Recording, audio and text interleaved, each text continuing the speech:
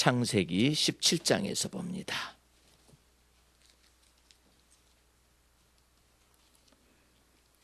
창세기 17장 1절서부터 8절까지입니다. 아브라함의 99세 때에 여호와께서 아브라함에게 나타나서 그에게 이르시되 나는 전능한 하나님이라. 너는 내 앞에서 행하여 완전하라. 내가 내 언약을 나와 너 사이에 세워 너로 심히 번성케 하리라 하시니 아브라함이 엎드린데 하나님이 또 그에게 일러 가라사대 내가 너와 내 언약을 세우니 너는 열국의 아비가 될지라. 이제후로는 내 이름을 아브라함이라 하지 아니하고 아브라함이라 하리니 이는 내가 너로 열국의 아비가 되게 함이니라. 내가 너로 심히 번성케 하리니 나라들이 내게로 쫓아 일어나며 열왕이 내게로 쫓아 나리라. 내가 내 언약을 나와 너와 내 대대 후손의 사이에 세워서 영원한 언약을 삼고 너와 내 후손의 하나님이 되리라. 내가 너와 내 후손에게 너의 우고하는 이 땅 곧 가나안 일경으로 주어 영원한 기업이 되게 하고 나는 그들의 하나님이 되리라. 아멘. 할렐루야. 오늘 말씀의 제목은 믿음과 판단 11번째 시간 내 앞에서 완전하라. 이런 말씀의 제목을 가지고 여러분과 제가 하나님의 은혜를 나누도록 하겠습니다. 먼저 오늘 본문 말씀을 여러분들이 잘 보셔야 하는데 1절 말씀을 보시기 바랍니다. 아브라함의 99세 때 여호와께서 아브라함에게 나타나서 그에게 이르시되 나는 전능한 하나님이라. 너는 내 앞에서 행하여 완전하라. 이렇게 말씀하십니다. 이 말씀 속에서 1절서 8절까지 해석이 다 들어있는데 아브라함의 나이가 99세 때다. 이런 말씀이 굉장히 큰 의미를 담고 있습니다. 아브라함이 75세 때에 부르심을 받았거든요. 그런데 24년의 세월이 하나님을 경외한 세월이 흘러 지나가는 동안에 뒤죽박죽이고 연약함도 많이 나타나고 또 하나님 앞에서 하나님의 약속을 의심하고 아브라함이 의심했는가 하면은 부인이 따라서 사레가 또 의심하고 사레는 그 의심하는 정도가 너무나 또 심했어요. 10년 세월이 지나서 아브라함의 나이 85세 때에 사레가 견디다 못해가지고 말을 해댑니다. 여호와 하나님께서 씨 주신다더니 여호와 하나님께서 민족 만들어 주신다더니 여호와 하나님께서 가나안 땅을 주신다더니 이루어지는 건 하나도 없다고. 아브라함이 이제 쪼그라드는 거죠. 네, 잘못 하나님을 경외한 건가? 아니면 내가 문제가 있는 건가? 이런 생각을 합니다.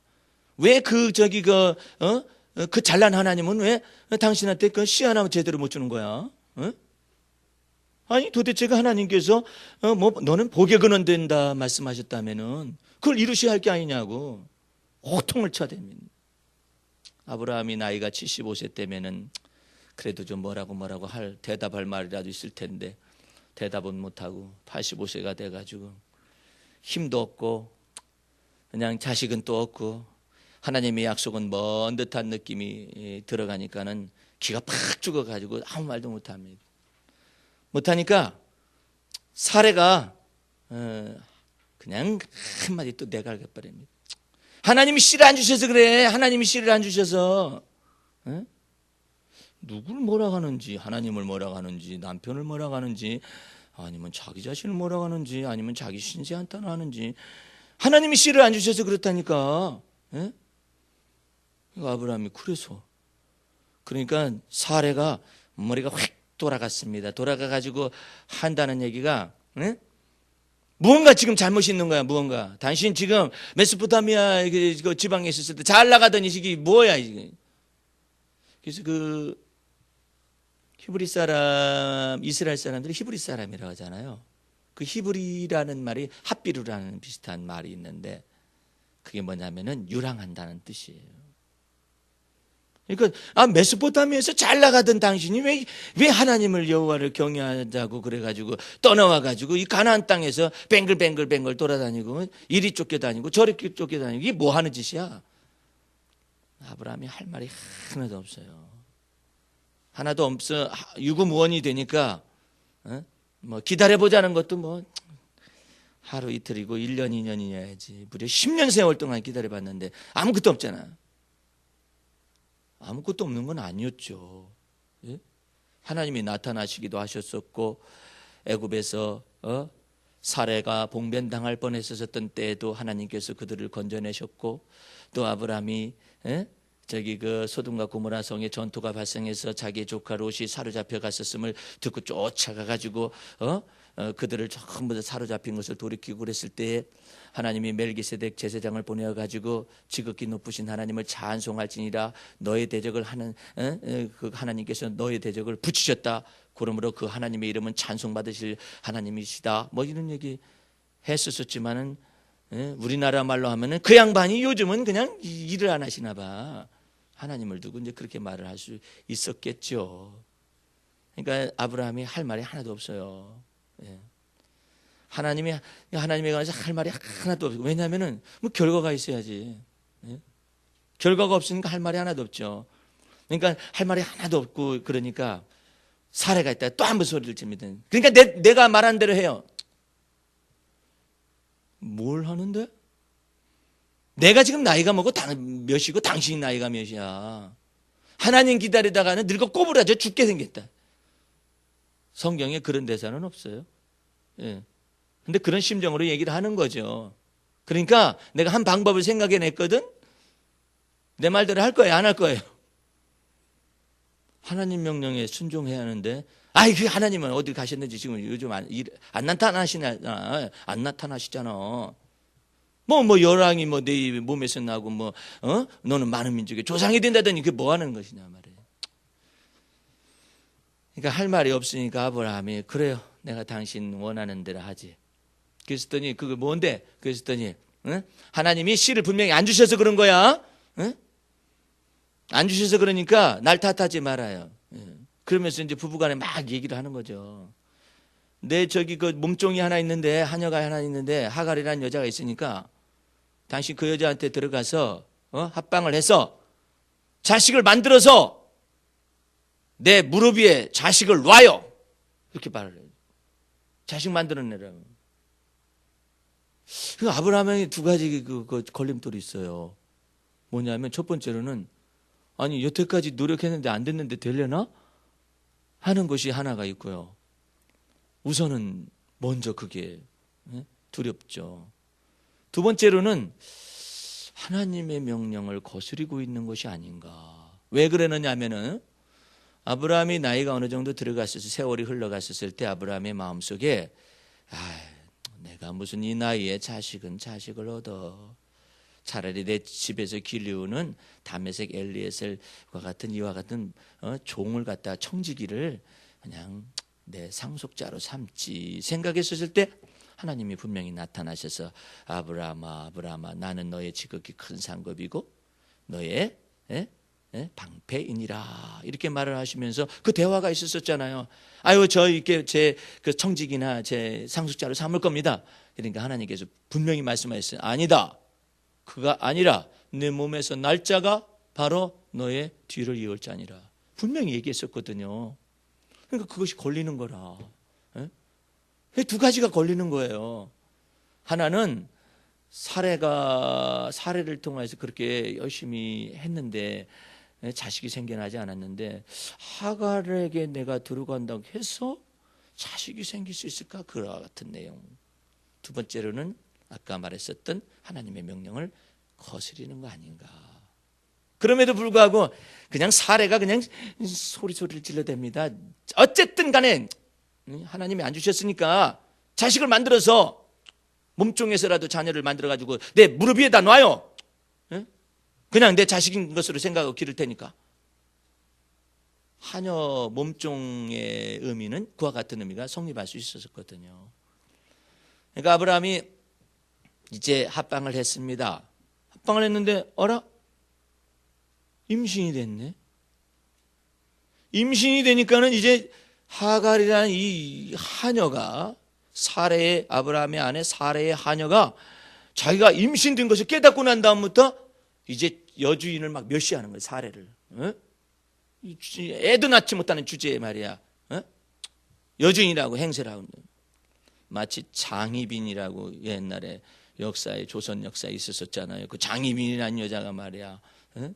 그렇게 한 시대를 풍미하면서 난리를 쳤었던 그 시대 마냥 이 하갈이라는 여자가요 임신이 됐다고 큰 소리를 지르듯이 그냥 여주인 사례를 갖다 멸시하거든요. 그러니까 아브라함이요 어떻게 저세를 해야 할지를 몰라요. 어라? 아브라함이 이상하게 생각했습니다. 어라? 그처럼 하나님의 명령을 기다려가지고는 자식이 안 생겼는데 아니 어떻게 된 것인지 이렇게 합방을 했었더니 자식이 생겼어. 그럼 내가 고장이 아니잖아. 뭐 옛날에 무슨 의료시설이 얼마나 있었겠어요. 뭐 자기가 고장이 아니라는 것이 판명이 났잖아요. 그 문제가 뭐냐? 이게 뭐가 문제냐? 이런 것 속에서 애를 만들어내 가지고 가정 불화가 나타나서 이제 치고받고 싸우기 직전에까지 이르는 겁니다. 그래 가지고 이제 이스마엘이 이게 육신의 자녀로서 약속받지 못한 자녀가 나와 가지고 자라기 시작을 하잖아요. 자라기 시작하니까 임신했었을 때도 그 여주인 사례를 멸시하더니 이제 자식을 턱하니 낳아놓고 나니까 이제 더 이제 큰 소리를 뻥뻥 지르기 시작을 하는 거예요. 그래서 사례와 하갈과 이스마엘 사이 속에서 아브라함이 막 골치가 아파지고 이 문제를 도대체 어떻게 해결해야 하냐. 하나님이라도 나타나셔서 뭐라고 말하면 좋겠는데 그 이후로부터 놀라운 사실은 하나님의 명령을 거스려서 육신에 속한 생각을 가지고 판단을 가지고 행동한 다음부터 하나님이 무려 13년의 세월 동안에 아무 말씀도 안 하시고 나타나시질 않습니다. 13년의 세월. 아브라함이 85세 때에 하갈과 동침했어요. 그래서 86세 때 되던 해에 이스마엘을 낳았어요. 이 86세 때에서부터 99세가 될 때까지 무려 13년간의 세월 동안에 하나님이 전혀 아브라함과 사라에게 관심도 보이지 아니하시고 그냥 내버려 두는 거예요. 네 멋대로들 살아봐라. 아브라함의 마음속에 무슨 생각이 있느냐면은 사라는 사례대로 마음에 고민이 있습니다. 아브라함은 아브라함대로 고민이 있어요. 뭐냐면은 자식이 있으니까 좋긴 좋아요. 아브라함의 자식이잖아요. 자식이 있어서 좋긴 좋아. 그런데 왜 하나님은 전혀 대꾸도 안 하시고 응답도 안 하시고 나타나시지도 않습니다. 그것도 한 달, 두 달이 아니에요. 1년이 지나고 2년이 지나고 이스마엘의 나이가 점차 들어갑니다. 3년, 4년 지나가도 하나님이 나타나시지도 않고 불러도 대답지도 않으셔요. 예? 감감무소식이에요. 네. 이런 것 가운데서 아브라함이 즐거움이라는 즐거움이 잊지를 못해요. 이스마엘을 낳았으면은 그래도 좋을 거 아니에요. 자식이 자기 자식이니까. 근데 기쁨이 없어요. 하나님과 이렇게 너무나 멀어진 거예요. 이것을 만약에 여기서 단절을 한다. 그러기에는 아브라함이 너무나도 많은 세월을 하나님을 경외하면서 출발했고 달려오게 된 것입니다. 75세 때에서부터 86세에 이르기까지 그 다음에 99세가 다 되기 지어지기까지 너무나도 많은 시간을 하나님과 동행하면서 출발을 해가지고 나왔기 때문에 되돌아갈 수도 없는 거예요. 그런가 하면은 사례는 사례대로 착잡합니다. 자기 자식이 아니잖아요. 그렇죠? 성질이 나가지고 그랬는지 하나님을 의심해서 더 그랬겠죠? 그렇게 해가지고 자식을 만들어서 내 무릎 앞에 두라겠지만은 자기 무릎 앞에 자식이 아니에요. 자기 무릎 앞에다가 자식을 놀려가잖아요. 쏙 불러가가지고 지혜미한테로 쏙 가버려요. 예? 그러니 그 무슨 기쁨이 있겠어요? 그러니까 사례의 전략이라는 것이 사례의 지혜라는 것이 어리석었다. 예? 하갈은 하갈대로 자기 자식과 자기가 아브라함의 기쁨이 되지 못한다는 사실을 알아요. 완전히 그 가정 속에서 아브라함도 이스마엘을 품 안에 안고 있다가 이 내 자식은 내 자식인데 하나님이 주신 약속하신 그 자식은 아니다. 그 생각 때문에 자식을 안 낳아도 애가 재롱을 피우고 그럴 거 아니겠어요. 아들 낳은 기쁨이 얼마나 커요. 나이가 86세 때 자식을 봤으니까 얼마나 좋겠어요. 그런데도 불구하고 재롱을 피우고 그건 뭐더라고. 마음속에 무거운 짐이 있어요. 부담이 되어 있어요. 이런 것 가운데서 무려 몇 년이냐면 13년의 세월을 1년, 2년, 3년, 4년, 5년, 6년, 7년, 8년, 9년, 10년이 넘어가도 하나님이 나타나시지 않습니다. 11년이 지나가도 12년이 지나가도 13년의 세월이 지나서 하나님의 때가 찼어요. 99세 때의 아브라함의 나이에. 이게 바로 그 뜻이에요. 예? 그때 여호와께서 아브라함을 잊어버렸는가 했었더니 그게 아니라 여호와께서 아브라함에게 찾아오셔서 1절 말씀을 이야기하는 것입니다. 그에게 이르시되 나는 전능한 하나님이라 너는 내 앞에서 행하여 완전하라. 할렐루야. 하나님이 왜 이러실까? 여러분들 생각을 잘 하셔야 해요. 예를 들어서 여러분과 내가 잘 들으셔야 여기서 핵심이 있어요. 모든 메시지마다 여기에 핵심이 있는 겁니다. 율법을 주어가지고 여러분들이 잘하면 하나님이 복 주시고 잘못하면 저주나 징계로 때린다든지 이 행위의 법칙에 서 있는 이 율법의 법칙에 서 있으면은 하나님이 벌써 진노를 하시고 형벌을 내리고 난리가 났을 거예요. 근데 이 언약은 아브라함과 맺은 언약은 그런 언약이 아니에요. 하나님이 친히 아브라함에게 찾아오셔서 하나님이 스스로가 자기 자신의 언약의 보증이 되어줘요. 맹세할 자가 없죠. 하나님이 가장 크신 분이신데 누구에게 맹세하겠어요? 달에게 맹세해요? 인간이 왜 달에게 맹세하는 이유가 뭐예요? 저 하늘에 떠 있으니까. 태양에 맹세하는 이유가 뭐예요? 하늘에 떠 있으니까. 자기보다 더 큰 듯 해가지고 맹세하는 거 아니겠어요? 왜 하나님께 맹세하죠? 자기보다 더 큰 분이시니까 그 하나님께 맹세하는 거잖아요. 그러나 하나님은 누구한테 맹세를 해요? 맹세할 수가 없어요. 맹세할 수가 없었기 때문에 하나님이 자기 자신에게 맹세를 하신 것입니다.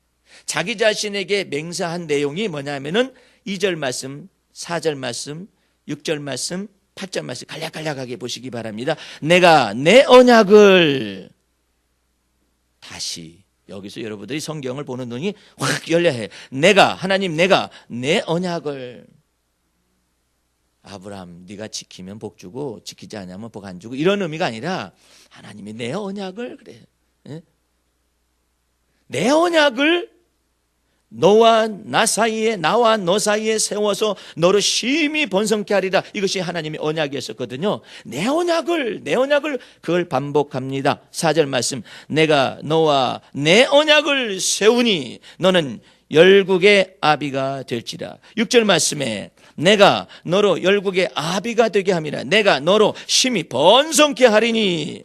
그 다음에 7절 말씀에 내가 내 언약을 나와 너와 내 후대 대대 후손의 사이에 세워서 영원한 언약을 삼고 너와 내 후손의 하나님이 되리라. 8절 말씀에 내가 너와 내 후손에게 너의 거하 우거하는 이 땅 곧 가나안 일경으로 주어서 영원한 기업이 되게 할 것이며 나는 그들의 하나님이 되리라. 이 변례에서요 주께서 전도의 문을 분명히 열린 문을 두실 것입니다. 분명히 두실 거예요. 그 이유는 뭐냐면은 우리는 여러 차례 세례를 받듯이 거쳤어요. 예? 구리로부터 시작을 해가지고 거기에서 구리에 임대한 교회가 나아가는 것 세례를 받았습니다. 또 나왔을 때 변례에서 구하는 것에 관해서 세례를 받은 거나 마찬가지예요. 예. 이 모든 것 속에서 하나님이 여기를 가라 명하셨고 가라 명하신 것 속에서 찾아내게 하셨고 만나게 하셨고 이 자리가 주어진 것입니다. 그렇다면은 하나님은 스스로가 하나님이 열린 문을 두셔서 하나님이 기타 여러 교회들이 많이 있어요. 주위에 있음에도 불구하고 상관이 없어요. 하나님이 우리에게 붙여줄 사람들을 마땅히 붙이실 것입니다. 그게 내가 내 언약을 네게 시행하여 내가 내 언약을 네게 시행하여 너와 내 후손들 속에서 그들의 하나님이 되어질 것이니라 말씀하셨거든요. 여기에 우리 교회를 한번 다녀오기 위해서 저 난을 저렇게 가져오신 최초의 손님 목사님이 계셨어요. 아까 그 광고판을 이렇게 주시겠다고 말씀하신. 그래서 이제 그 교회에 가가지고 이제 목사님하고 얘기를 나누는데, 그 교회는 상당히 크게 지어졌습니다. 그런데 여기로 오더니 그 목사님이 저녁 때 도착하셨는데 막 자기가 막 가슴 떨리고 막 가슴이 떨리고 이상하게 확 열리는 느낌을 받았대요. 뭐 어디를 보고 열리는 느낌을 받았다는 거예요. 이 교회와 이 지역을 놓고 열리는 느낌을 받았대요. 자기네 교회는 아주 낡은 동네, 금곡이라는 곳인데 아주 낡은 동네에 그 금곡 옆에는 토평인지 호평인지 해가지고 마석인지 해가지고 신시가지가 구성이 되어 있는데 자기네들은 거기를 벗어나지 못한 이제 낡은 동네에서 어쨌든 예배당을 지어 올린 거죠. 근데 개척한 지 얼마 안 돼가지고 가정에서 예배를 드리게 됐대요. 가정에서 예배를 드리게 됐는데 몇 개월 예배를 드렸었더니 어떤 장로님 한 분이, 모르는 다른 교회 다니는 장로님 한 분이 찾아오셔가지고 목사님, 제가 땅을 1000평을 드리겠습니다 그러더래. 그게 참 좋은 소리잖아요. 그러더니 뭐라 하느냐면은 예배당 건물은 몇 평 지으실 건가요? 이게 조그만하게 짓겠다고. 그랬더니 대지는 제 명의로 해주시고 건물만 등기해 주시기 바랍니다 그러더래요. 그래서 내가 기도하고 결정하죠. 한 그때 갔다 오니까는 막 업신여김을 당한 것 같은 느낌이 들어서 서러웠대요. 예? 바치려면 다 바칠 것이지. 그러니까 다른 목사님들이 그러더래. 1000평 바쳤을 때 빨리 갖다 소유권 이전 등기를 다 맞춰버려라. 그랬는데 자기가 그럴 만한 시간도 있어서 그랬었는데 변심할까 봐서 그냥 장로님 이거 대지 이 등기를 갖다가 이전하지 않으시려면은 그냥 편안하게 마음대로 쓰세요. 저희 교회 그냥 여기서 예배 드리겠습니다. 이제 그랬다라는 것이죠. 그리고 또 조금 있으니까는 어떤 분이 그 헌금을 거액을 했어요. 거액을 했는데 남편이 또 이 여자분의 재물이었었는데 남편이 결혼하고 난 다음에 자기 것이라고 해가지고 또 그 헌금을 찾아갔대요. 네. 나보고 들으라고 하는 소리인지 뭔지. 그러면서 그 목사님이 뭐라고 하느냐면은, 목사님도 경험이 많으셨겠지만 그런 일이 있을 것입니다. 그래서 그런 일이 있었어요. 예. 그랬더니 그래요? 그러면 목사님 염려 꽉 놓으세요. 염려 푹 놓으세요. 왜 그러냐면요, 그건요, 주님께서 이 문을 막 대문을 활짝 은혜의 문을 여시기 위해서 그런 일들이 벌어지는 겁니다. 그래서 그 목회가 어떻게 돼갔습니까 했더니 8명인가 7명인가 데리고 이제는 상가를 그래도 얻어서 하십시다 해가지고 이제 3층에 엘리베이터도 없는 3층의 상가를 이렇게 얻었대요. 1층은 약국, 2층은 당구장, 그 다음에 3층은 예배당 이러는데 3층에 이 약국 주인은 서울 사람이에요. 그러니까 서울 사람들이 와가지고 거기다 다 병원이건 약국이건 다 물건을 다 쥐어잡고 있거든요. 일대가 그래요. 근데 이 사람은 하나님을 모르고 그 부인은 저기 광림교회 권사님이래요. 근데 이 사람은 예수를 압니다. 근데 심통을 부리기 시작하는데 3층에 화장실이 있을 거 아닙니까? 화장실을 못 쓰게 하는 거야. 어디하고 좀 비슷하지 않아요? 또 엘리베이터 못 쓰게 하는 어떤 사람은 3층에 화장실을 못 쓰게 하는 거예요. 2층이나 1층에 내려가서 쓰라는 것이죠. 그러니까 불편하단 말이에요. 그래서 왜 3층을 못 쓰는가 했더니 화장실을 못 쓰게 하니 창고로 자기가 쓰는 거예요. 화장실을. 그러면서 그것을 안 비워주는 거야. 예? 계속해서 창고 저 화장실 좀 쓰게 해달라고 그래도 전혀 요지부동하고 월세 받을 건 다 받고 그 여간 불편하게 교인들이 몇 명 되지는 않지만 막 불평을 하지요. 그래서 그러지 말라고 하나님이 행하실 때가 있다고. 그래서 이제 그렇게 하고 있는데 한 번은 무슨 짜증날 만한 일이 발생해가지고 이 괘씸한 약사 같은 이라고 지가 돈이 있으면 얼마나 있다고 말이야, 하나님의 교회를 무시하는가 해가지고 막 저 앞에서 기도를 했대요. 이 목사님이 기도를 했었더니 그 목사님 앞에 성령님께서 응답을 주시는데, 야, 무슨 목사야. 네, 너 남양주에 왜 왔니? 이 답변을 했대요. 사람 살리러 왔습니다. 그렇다면 너는 왜 그 약국 주인한테 복음을 전하지 않니? 그러니까 속으로 무슨 생각이 드나요? 저것이 예수 믿을까요? 그런 생각이 들어가더래. 저렇게 아주 그냥 인색한 사람이 말이야. 예수 믿겠는가 하고 이렇게 생각을 했대. 너는 사람을 의무로 보지 말거라. 가서 복음을 전하거라. 내가 너와 함께 있을 것이다. 해가지고 두근두근 거리죠. 왜냐하면 낯빛으로 봐가지고는 도대체가 예수 믿을 사람 같지도 않고, 그 권사가, 부인 권사가 그처럼 예수 믿게 하고 교회 다니게 하고자 원해서 또 여태까지 안 다녔는데 지금 갑자기 변해. 사람이 갑자기 변하면 일찍 죽는다는데, 예? 그래가지고 그래도 믿음으로 갔대. 가가지고 어찌 오셨습니까? 이제 이른 아침에 갔으니까 어찌 오셨습니까? 그래서 내가 주인 되시는 약사님에게 할 말이 있어서 왔다고 말해보라고. 내가 지금부터 하는 말을 잘 들으시오. 그러면서 이제 복음을 전하기 시작해요. 왜 내가 예수 믿으며 왜 당신이 예수 믿어야 할 이유를 교회 나오는 것으로 말하면 안 돼요. 교회는 그 부인 권사한테 실컷 들었어. 교회 나오라는 얘기. 절대 교회 나오는 게 뭔지 아니에요. 이게 문제가 이 예수를 믿는가 이걸 전해야 하는 것이고, 당신이 예수를 믿어야 하고 내가 예수 믿는 이유를 말해주겠다. 그러니까 이제 멋쩍잖아요. 서로 멋쩍으면서도 이제 얘기를 하는 거예요. 목사님은 그냥 쉬운 거야. 뭐 다른 비밀이 있는 게 아니야. 하나님께서 세상을 이처럼 사랑하사 독생자 예수 그리스도를 주신 이유가 무엇이다. 이런 것들을 설명한 것이죠. 사형리와 같이 그런 거죠. 설명했었더니 갑자기 약사가 얼굴색이 변했어요. 변하더니 목사님 앞으로 나오더니 자기 뒤쪽으로 가더니 이제 약국 문을 걸어 잠그더래. 그러니까 목사님이 겁이 났지. 이게 지금 무슨 사단이 발당하려는가 보다 겁이 나셨더니 이 문을 딱 잠그더니 목사님 앞에 무릎을 꿇더래. 너무 놀라운 일이잖아요. 예? 전혀 상상도 못하던 일이잖아요. 무릎을 꿇더니 저 그 예수 믿겠습니다.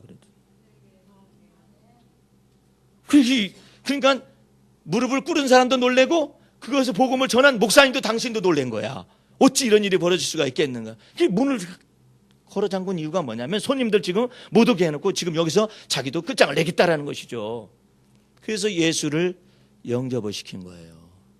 예수 영접하고 난 다음에 그 교회를 나오겠다 하는 거예요. 그러니까 이 목사님은 또 달라요. 생각이.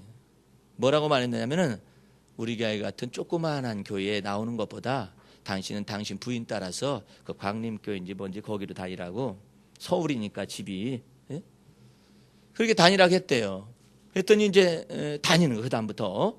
다니는데 여전히 화장실 문은 안 열어줘.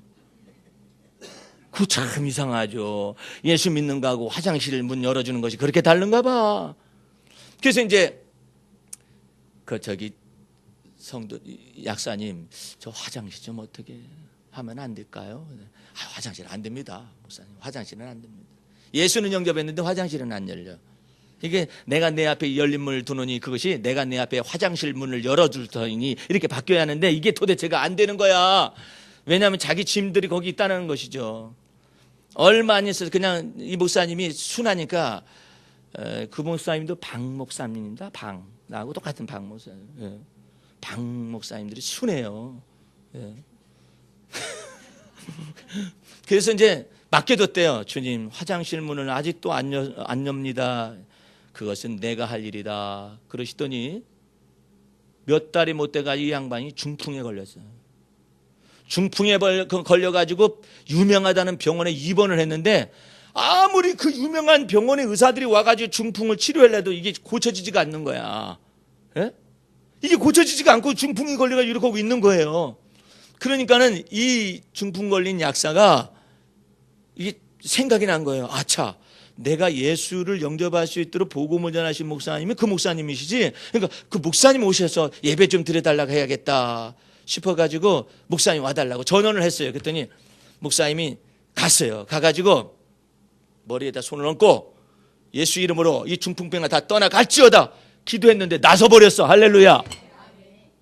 나섰더니 또 다시 한번 이제 무릎 꿇는 거나 마찬가지죠. 그러고 난 다음에 목사님 소원이 뭐예요? 소원 들어드리고 싶습니다. 그랬더니 화장실 문 좀 열어놔.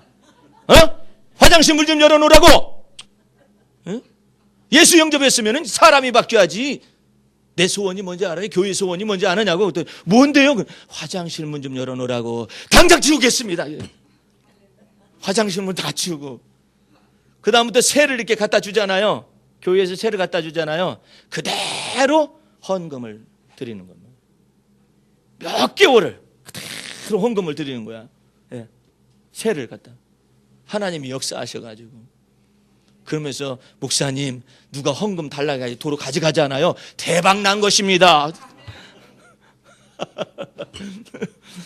그러면서 그 목사님이 저거 지릴 때 가져가세요 목사님. 갖다가 이렇게 달아놓으세요. 그렇게 말하고 그러는데 어쨌든 여러분들 하나님께서 오늘 우연치 않게 창세기 17장 1절부터 8절까지 여러분과 내 교회와 우리 교회와 여러분들에게 말씀하십니다. 하나님께서 이처럼 말씀하시는 나는 전능한 하나님이라. 너는 내 앞에서 행하여 완전하라. 그 놀라운 역사가 여러분의 생애 속에 나타날 수 있기를 주의 이름으로 축원합니다. 기도하겠습니다.